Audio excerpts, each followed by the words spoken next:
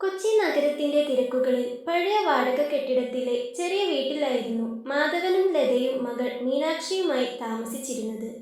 മാധവൻ ഒരു സ്വകാര്യ സ്ഥാപനത്തിൽ ചെറിയ ശമ്പളത്തിന് ജോലി ചെയ്യുന്നു. ലതയാകട്ടെ വീട്ടിലിരുന്ന് തുണികളിൽ മനോഹരമായ കൈത്തയ്യലുകൾ ചെയ്ത് ചെറിയ വരുമാനം കണ്ടെത്തി.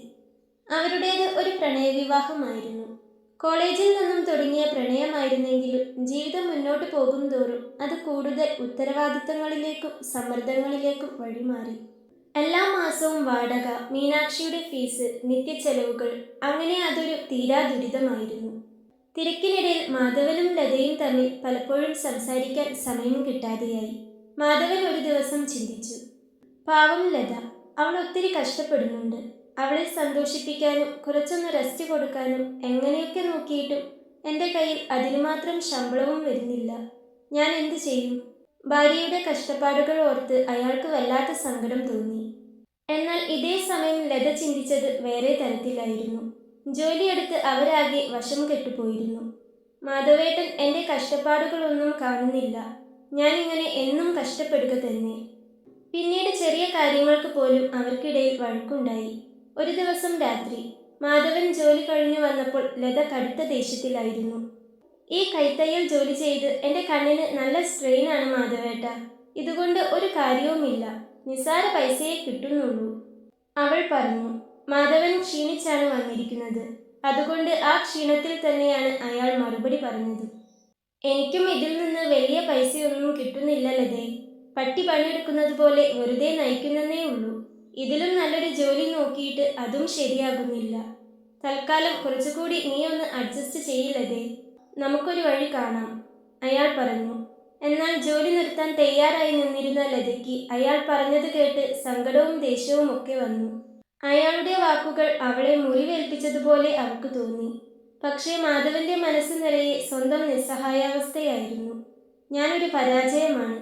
ലതയെ സന്തോഷിപ്പിക്കാനോ അവളുടെ കഷ്ടപ്പാട് മാറ്റാനോ എനിക്ക് കഴിയുന്നില്ല, അയാൾ ചിന്തിച്ചു. ആ ചിന്തകൾക്കൊടുവിൽ അയാൾ ഭാര്യയിൽ നിന്നും പതിയെ മൗനം പാലിച്ചു തുടങ്ങി. അയാൾ മിണ്ടാതെയായപ്പോൾ അവളും അത് തന്നെ ചെയ്തു. അന്നത്തെ രാത്രി അവരുടെ വീട്ടിൽ കടുത്ത മൗനമായിരുന്നു. എല്ലാം കണ്ട് പേടിച്ചും സങ്കടപ്പെട്ടുമാണ് അവരുടെ മകൾ മീനാക്ഷി അന്ന് കിടന്നുറങ്ങിയത്. പിന്നീട് പരസ്പരം സംസാരിക്കുന്നതിനു പകരം അവർ രണ്ടുപേരും ഒരുപോലെ മൗനം പാലിച്ചു. മാധവൻ വീട്ടിൽ വന്നാൽ അധികവും ടിവിയിലെ വാർത്തകളിൽ മുഴുകി. ലത മൊബൈലിലെ പാചക വീഡിയോകളിൽ ശ്രദ്ധിച്ചു. അവരുടെ വീട്ടിലൊരു മൺചിരാതുണ്ടായിരുന്നു. ആ മൺചിരാതിലെ തിരി ഊതിക്കെടുത്തിയ പോലെ ആ വീട് തണുത്തുറഞ്ഞു. ആ ചിരാതിൽ ദിവസവും എണ്ണ ഒഴിക്കണമെന്ന ലതയുടെ അമ്മയുടെ ഉപദേശവും അവർ മറന്നു. മാതാപിതാക്കളുടെ അകൽച്ച മീനാക്ഷിക്ക് മനസ്സിലായിരുന്നു. അവർ ഒരുമിച്ച് ചിരിക്കുന്നത് അവൾ കണ്ടിട്ട് കുറച്ചായി. ഒരു ദിവസം സ്കൂളിൽ പോകുന്നതിന് മുൻപ് അവൾ അമ്മയുടെ അടുത്തേക്ക് വന്നു. അമ്മേ, ആ ചിരാതിൽ എന്താ വെളിച്ചമില്ലാത്തത്? അതിപ്പോ കത്തിക്കാറില്ലല്ലോ, അവൾ ചോദിച്ചു. എണ്ണയില്ല മോളെ, അതാ, ലത തിടുക്കത്തിൽ മറുപടി പറഞ്ഞു. അച്ഛൻ 2 ദിവസം മുൻപ് പുതിയ എണ്ണ വാങ്ങിച്ചോണ്ട് വന്നില്ലേ? എന്നിട്ടും എന്താ കത്തിക്കാത്തത്? ഒരു നിമിഷം ലതയൊന്ന് നിശബ്ദയായി. പിന്നെ പതിയെ മകളോട് പറഞ്ഞു. അത് അമ്മയോട് വിട്ടുപോയി, നേരം കിട്ടിയില്ല. അമ്മ അത് പറഞ്ഞപ്പോഴാണ് അവൾക്ക് സ്കൂളിൽ നിന്ന് ടീച്ചർ പഠിപ്പിച്ച ഒരു ഉപദേശം ഓർമ്മ വന്നത്. അമ്മേ, എൻ്റെ സ്കൂളിൽ ഇന്നലെ ടീച്ചർ ഒരു കഥ പറഞ്ഞു തന്നു. ഒരു കൊച്ചു കുട്ടിക്ക് മാജിക് മൺചിരാത് കിട്ടിയ കഥ. അതിൽ എണ്ണയൊഴിക്കാൻ തുടങ്ങിയപ്പോൾ വെളിച്ചം വന്നു, മീനാക്ഷി പറഞ്ഞു. അതിനിപ്പോ എന്താ മീനാക്ഷി? ലത തിരക്കി. അമ്മേ, ആ ചിരാതിലെ എണ്ണയാണ് സ്നേഹവും ക്ഷമയും ചെറിയ കാര്യങ്ങളിൽ സന്തോഷിക്കാനുള്ള മനസ്സുമെന്ന് ടീച്ചർ പറഞ്ഞു. നമ്മൾ എല്ലാ ദിവസവും അതിൽ ഈ പറഞ്ഞതൊക്കെ കുറച്ച് കുറച്ച് ഒഴിച്ചാൽ വീട്ടിൽ നല്ല വെളിച്ചമുണ്ടാകുമെന്ന് മീനാക്ഷി പറഞ്ഞു. അവൾക്ക് 10 വയസ്സേ ഉള്ളൂ. ടീച്ചർ പറഞ്ഞു കൊടുത്തിട്ടാണെങ്കിലും അല്ലെങ്കിലും ഒരു 10 വയസ്സുകാരി പറയുന്നത് കേട്ട് ലതയൊന്ന് തൻ്റെ മകളെ തലയുയർത്തി നോക്കി. മകളുടെ ആ വാക്കുകൾ ലതയുടെ ഹൃദയത്തിൽ തട്ടി. അവളുടെ മനസ്സ് ഒരു നിമിഷം എവിടെയൊക്കെയോ അലഞ്ഞു. അവർക്കിടയിലെ സ്നേഹം ചിരാത് പോലെയായിരുന്നു. തിരക്കുകൾ കാരണം എണ്ണ ഒഴിക്കാൻ മറന്നുപോയി. ലതയത് മനസ്സിലാക്കി. അന്നു മുതൽ ലത ചെറിയ മാറ്റങ്ങൾ വരുത്താൻ തുടങ്ങി. വൈകുന്നേരം മാധവൻ വന്നപ്പോൾ എന്നത്തെയും പോലെ വഴക്കു തുടങ്ങുന്നതിന് പകരം അവൾ ഒരു ഗ്ലാസ് വെള്ളം കൊടുത്തു. നല്ല ക്ഷീണമുണ്ടല്ലേ മാധവേട്ട, ചായ എടുക്കട്ടെ? വെള്ളം കൊടുത്തുകൊണ്ട് ലത ചോദിച്ചു. മാധവൻ അത്ഭുതപ്പെട്ടു. ഒരു വഴക്ക് പ്രതീക്ഷിച്ചു വന്ന അയാൾ അവൾ പറയുന്നതും ചെയ്യുന്നതും കണ്ടും കേട്ടും ഞെട്ടിത്തരിച്ചു പോയിരുന്നു. ഇതൊക്കെ സത്യം തന്നെയാണോ? അയാൾക്ക് വിശ്വാസം വരുന്നുണ്ടായിരുന്നില്ല. ഇങ്ങനെയൊക്കെ സംഭവിക്കാൻ മാത്രം ഇവിടെ ഇപ്പോൾ എന്തുണ്ടായി? അയാൾക്കൊന്നും മനസ്സിലാവുന്നുണ്ടായിരുന്നില്ല. എങ്കിലും അയാളുടെ മനസ്സ് ശാന്തമായി. പെട്ടെന്ന് എന്താണൊരു മാറ്റമെന്ന് അയാൾ ചോദിച്ചപ്പോഴാണ് ലത രാവിലെ നടന്ന കാര്യങ്ങളൊക്കെ പറഞ്ഞത്. തന്റെ മകളാണ് തന്റെ കണ്ണു തുറപ്പിച്ചതെന്ന് പറഞ്ഞു. അന്ന് രാത്രി അവർ ആ പഴയ മൺചിരാതിൽ തിരി തെളിയിച്ചു. അത് മീനാക്ഷിക്ക് വേണ്ടി മാത്രമല്ല, അവർക്കിടയിലെ സ്നേഹത്തിന്റെ പ്രണയത്തിന്റെ പ്രതീകമായി കൂടിയായിരുന്നു. തുടർന്ന് അവരുടെ ജീവിതത്തിൽ കാര്യമായ മാറ്റങ്ങൾ വന്നു. മാധവൻ വൈകുന്നേരം വന്നാൽ ലതയുടെ അടുത്തിരുന്ന് തുണികൾ വേർതിരിച്ചു വെച്ചു. അവർ സംസാരിച്ചു, ചെറിയ തമാശകൾ പറഞ്ഞു. ലത തുന്നൽ ജോലിയിൽ കൂടുതൽ സന്തോഷവതിയായി. പിന്നീട് ലതയുടെ കൈത്തയ്യലുകളിൽ ഡിസൈൻ ചെയ്ത തുണിത്തരങ്ങൾ പൂർത്തിയാകുമ്പോൾ മാധവൻ ആ തുണികൾ മാർക്കറ്റിൽ കൊണ്ടുപോയി കൊടുക്കാൻ അവളെ സഹായിച്ചു. സാമ്പത്തികമായി അവർ മെച്ചപ്പെട്ടു എന്നതിലുപരി അവർക്കിടയിലെ ബന്ധം കൂടുതൽ ദൃഢമായി.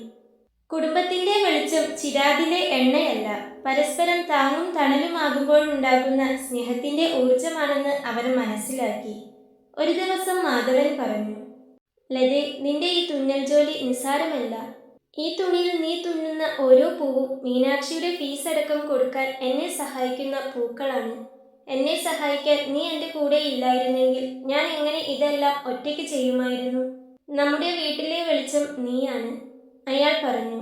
ഭർത്താവിൽ നിന്നും ഇങ്ങനെയുള്ള വാക്കുകൾ കേൾക്കുമ്പോൾ ഏത് ഭാര്യയ്ക്കാണ് സന്തോഷം തോന്നാതിരിക്കുക? ലതയുടെ കണ്ണുകൾ നിറഞ്ഞു. സാമ്പത്തിക ബുദ്ധിമുട്ടുകൾ പൂർണ്ണമായും മാറിയിരുന്നില്ല. പക്ഷേ അവരുടെ സ്നേഹബന്ധം ഒന്നുകൂടി ഉറച്ചതായി മാറി. അവർ ഒരുമിച്ച് ചിരിച്ചു, ഒരുമിച്ച് സ്വപ്നം കണ്ടു. മീനാക്ഷിക്ക് സന്തോഷമായി. അവൾ നന്ദിയോടെ മൺചിരാതിന്റെ കഥ പറഞ്ഞു തന്ന തന്റെ ടീച്ചറെ ഓർത്തു. അവളുടെ വീട് വീണ്ടും മാജിക് മൺചിരാത് പോലെ പ്രകാശിച്ചു തുടങ്ങി. ഒരു ദിവസം മാധവൻ സ്വന്തമായി ഒരു ഓൺലൈൻ പ്ലാറ്റ്ഫോമിൽ ലതയുടെ ഉൽപ്പന്നങ്ങൾ വിൽക്കാൻ തുടങ്ങി. അതോടുകൂടി അവരുടെ ജീവിതത്തിൽ അത്യാവശ്യം നല്ല രീതിയിൽ തന്നെ സാമ്പത്തിക ഉണർവുണ്ടായി. മാധവൻ ജോലി കഴിഞ്ഞു വന്നാൽ ലതയുടെ ഉൽപ്പന്നങ്ങളുടെ ഫോട്ടോ എടുക്കുകയും വിശദാംശങ്ങൾ എഴുതുകയും ചെയ്തു. ലത പുതിയ ഡിസൈനുകൾ ഉണ്ടാക്കുന്നതിൽ ശ്രദ്ധിച്ചു. ഓർഡർ വരുന്നതിന് അനുസരിച്ച് അവർ രണ്ടുപേരും സാധനങ്ങൾ പാക്ക് ചെയ്ത് അയച്ചുകൊണ്ടിരുന്നു.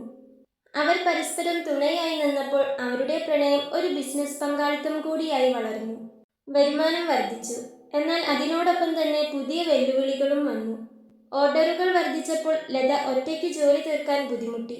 രാത്രി ഏറെ വൈകി ജോലി ചെയ്യുന്നത് സ്ഥിരമായപ്പോൾ വീണ്ടും ക്ഷീണവും ദേഷ്യവും ലതയിൽ വന്നു തുടങ്ങി. ഒരു ദിവസം രാത്രി മാധവൻ പുതിയൊരു ഓർഡർ വന്നതിന്റെ ഡിസൈൻ തുന്നാൻ ലതയെ സഹായിക്കാൻ ശ്രമിച്ചു. എന്നാൽ അവന്റെ കൈത്തയ്യൽ വളരെ മോശമായിരുന്നു. മാധവേട്ട, ഇതെന്തൊരു തുന്നലാണ്, ഇതിപ്പോൾ ആകെ കുളമായി. ലത ദേഷ്യത്തോടെ സൂചി വലിച്ചെറിഞ്ഞു. മാധവന്റെ മുഖം മങ്ങി. ഞാൻ നിന്നെ സഹായിക്കാൻ ശ്രമിച്ചതല്ലേ ലതേ? ഞാൻ അങ്ങനെ ചെയ്യുന്നതിൽ ഒട്ടും താല്പര്യമില്ലേ നിനക്ക്? മാധവൻ ചോദിച്ചു.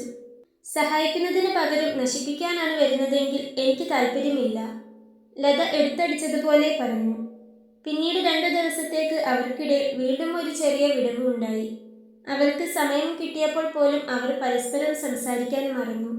ലാഭക്കണക്കുകളും ഡെലിവറി തീയതികളും മാത്രം അവർക്കിടയിലെ സംസാര വിഷയങ്ങളായി മാറി. ഈ പ്രശ്നം മീനാക്ഷി വീണ്ടും ശ്രദ്ധിച്ചു. അവൾ മൺചിരാതിന്റെ അടുത്ത് ചെന്ന് അച്ഛനും അമ്മയും കേൾക്കാൻ പാകത്തിന് പറഞ്ഞു. എണ്ണ ഒഴിച്ചിട്ടും തിരി അണഞ്ഞു പോവുകയാണെങ്കിൽ ചിരാത് മാറ്റണം. പ്രത്യേകിച്ച് അർത്ഥങ്ങളും മറ്റും വിചാരിച്ചുകൊണ്ടല്ല മീനാക്ഷി അത് പറഞ്ഞതെങ്കിലും മീനാക്ഷിയുടെ വാക്കുകൾ കേട്ട മാധവനും ലതയും അവിടേക്ക് നോക്കി. ലത സ്വയം ചിന്തിച്ചു. ചിരാതിലെ തിരി അണയാൻ കാരണം എണ്ണയുടെ കുറവല്ല, മറിച്ച് തന്റെ അമിതമായ നിയന്ത്രണ സ്വഭാവമാണ്. താൻ ഒറ്റയ്ക്ക് ഭാരം ചുമക്കാതെ മറ്റുള്ളവർക്ക് അത് പങ്കിട്ടു കൊടുക്കണം. അവർക്ക് അതൊരു അവസരം കൂടിയാകും. അവൾ മാധവനോട് പറഞ്ഞു. മാധവേട്ട, സോറി, എന്നോട് ക്ഷമിക്ക്. എല്ലാം കൂടി ഒരുമിച്ച് റെസ്റ്റ് ഇല്ലാതെ എടുത്ത് എനിക്കാകെ വല്ലാതെ ആയതാ. നമുക്ക് ഈ ബിസിനസ് വളർത്താൻ കൂടുതൽ ആളുകളെ കണ്ടെത്തണം. സഹായത്തിന് ആളുകളായാൽ എനിക്ക് ഇത്തിരി ആശ്വാസം കിട്ടും, ലത പറഞ്ഞു. മാധവൻ ആശ്വസിച്ചു. നമ്മൾ ഒരുമിച്ചുണ്ടാക്കിയ സ്വപ്നമാണിത്. നിന്നെ തളരാൻ വിടാൻ ഞാൻ സമ്മതിക്കില്ല, മാധവൻ ലതയുടെ തോളിലൂടെ കൈയിട്ട് ചേർത്ത് പിടിച്ചുകൊണ്ട് പറഞ്ഞു. അടുത്ത ദിവസം അവർ ഒരു പുതിയ തീരുമാനമെടുത്തു. അവരുടെ തൊട്ടടുത്ത വീട്ടിലെ കഷ്ടപ്പെടുന്ന രണ്ടു സ്ത്രീകളെ ലത തൻ്റെ കൂടെ ജോലിക്ക് നിർത്തി. അവർക്ക് തുന്നൽ അറിയാമായിരുന്നു. ഇതൊരു ചെറിയ കൂട്ടായ്മയായി വളർന്നു. ലതയുടെ മേൽനോട്ടത്തിൽ മാധവൻ ബിസിനസ് വിപുലീകരിച്ചു. ആ വീടുകളിലെല്ലാം സന്തോഷത്തിന്റെ വെളിച്ചം പരന്നു. മാധവന്റെയും ലതയുടെയും മൺചിരാത് ഇപ്പോൾ കൂടുതൽ പ്രകാശിക്കുന്നുണ്ടായിരുന്നു. കാരണം അവർ വെളിച്ചം മറ്റുള്ളവരിലേക്ക് കൂടി പകർന്നു നൽകി. യഥാർത്ഥ സ്നേഹം ഒരുമിച്ച് വളരുന്നതിലും തങ്ങൾ നേടിയ വെളിച്ചം മറ്റുള്ളവർക്ക് കൂടി പകർന്നു നൽകുന്നതിലുമാണെന്ന് അവർ മനസ്സിലാക്കി. ഇപ്പോൾ മീനാക്ഷി എന്നും രാത്രിയിൽ ആ മൺചിരാതിലേക്ക് നോക്കിയിരിക്കും. അവൾക്കറിയാം ആ വീട്ടിലെ പ്രകാശത്തിന്റെ ഉറവിടം സ്നേഹത്തിന്റെയും പങ്കുവെക്കലിന്റെയും ഊർജമാണെന്ന്. കുടുംബ ബന്ധങ്ങളിലെ പ്രണയം കേവലം വലിയ സമ്മാനങ്ങളോ സമ്പാദ്യമോ അല്ല. അത് ക്ഷമ, അംഗീകാരം, ചെറിയ ചെറിയ കാര്യങ്ങളിൽ പോലും പങ്കാളി നൽകുന്ന സഹായം എന്നിവയാണ്. ജീവിതത്തിന്റെ സമ്മർദ്ദങ്ങൾക്കിടയിൽ പരസ്പരം താങ്ങും തണലുമായി നിലകൊള്ളുന്നതിലാണ് യഥാർത്ഥ കുടുംബ പ്രണയത്തിന്റെ ശക്തി. ജീവിതത്തിലെ സമ്മർദ്ദങ്ങൾ പ്രണയബന്ധങ്ങളെ തകർക്കാൻ ശ്രമിക്കുമ്പോൾ പരസ്പരം കുറ്റപ്പെടുത്താതെ ഒരാളുടെ കഷ്ടപ്പാടുകൾ മറ്റൊരാൾ അംഗീകരിക്കുകയും സഹായിക്കുകയും ചെയ്യുമ്പോൾ ആ ബന്ധം കൂടുതൽ ശക്തിപ്പെടും. അംഗീകാരവും പരസ്പര സഹായവുമാണ് ഒരു കുടുംബത്തിലെ ഏറ്റവും വലിയ ധനം.